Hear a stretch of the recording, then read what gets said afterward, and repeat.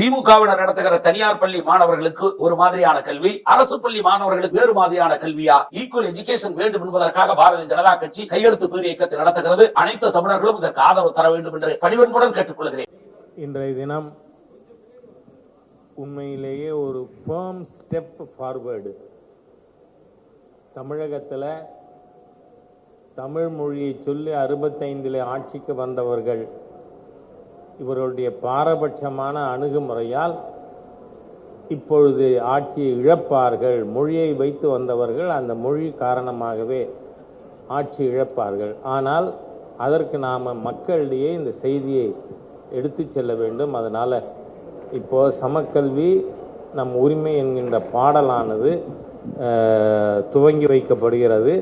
இது பட்டி தொட்டியெல்லாம் இந்த பாடலை நாம் எடுத்து சென்று இதற்கு வலு சேர்க்க வேண்டும் என்று கேட்டுக்கொள்கிறேன். தமிழ் சமுதாயத்தினுடைய ஒரு மறுமலர்ச்சிக்கு வித்திடுகின்ற இந்த நல்ல நிகழ்ச்சியிலே கலந்து கொண்டிருக்கின்ற மாநில தலைவர் உள்ளிட்ட அத்தனை பேருக்கு என்னுடைய வணக்கத்தை தெரிவித்துக் கொள்கின்றேன். இந்திய ஆரம்பத்தில் கொண்டு வந்து 1905 இந்தி பிரச்சார சபை ஆரம்பிச்சது 1918. 1920 ஒரு பெரியவர் வந்து ஒரு பள்ளிக்கூடம் ஆரம்பிக்கிறாரு. ஈரோட்டில் ஆரம்பிக்கிறாரு. தன்னுடைய வீட்டிலேயே ஆரம்பிக்கிறாரு.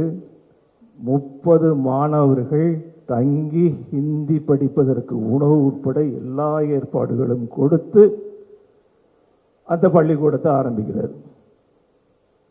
அந்த பெரியவர் வேறு யாரும் கிடையாது, பெரியவர் ஈவேரா அவர்கள்.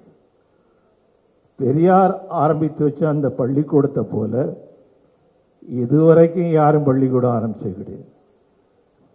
திருவிக போன்றவர்கள் இப்படி பல பேர் இருக்கின்றார்கள்.